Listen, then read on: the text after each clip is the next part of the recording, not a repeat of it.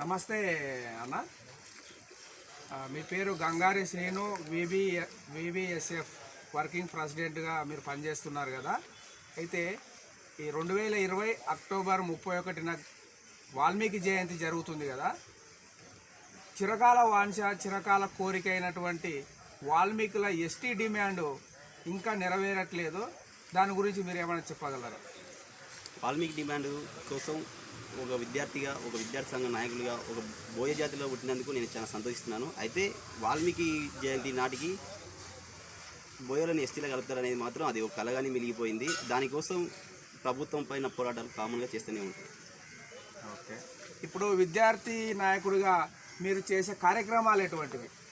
ప్రభుత్వం పైన మేము ముఖ్యంగా ప్రభుత్వం మెడలోంచి అయినా సరే వాల్మీకులను ఎస్టీ జాబితాలో చేర్చాలని చెప్పి ఇప్పటి వరకు కొన్ని ప్రోగ్రాంలు చేసినాం. రంగరంగంగా ప్రభుత్వం పైన తీవ్రమైన ఒత్తిడి తీసుకొచ్చైనా సరే ఎస్టీ డిమాండ్ సాధిస్తామని పూర్తి స్థాయిలో విశ్వాసం మాకుంది. ఖచ్చితంగా పోరాటం చేస్తున్నాం. విద్యార్థి సంఘంగా విబిఎస్ఎఫ్ రాష్ట్ర వర్కింగ్ ప్రెసిడెంట్గా కూడా అనేక కార్యక్రమాలు విద్యార్థి సంఘం ఆధ్వర్యంలో చేస్తూనే ఉంటాం.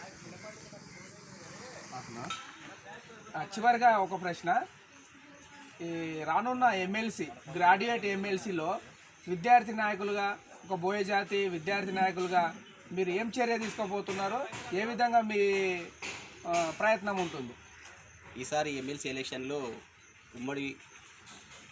ఉమ్మడి ఎమ్మెల్సీ ఎన్నికల్లో ఈసారి వాల్మీకుల తరఫున ఖచ్చితంగా వాల్మీకి ఎస్టీల జాబితాలో తెలిసే విధంగా, ప్రభుత్వానికి గుర్తించే విధంగా మేము ఈసారి 1000 మందితో నామినేషన్ల కార్యక్రమం స్టార్ట్ చేస్తాం.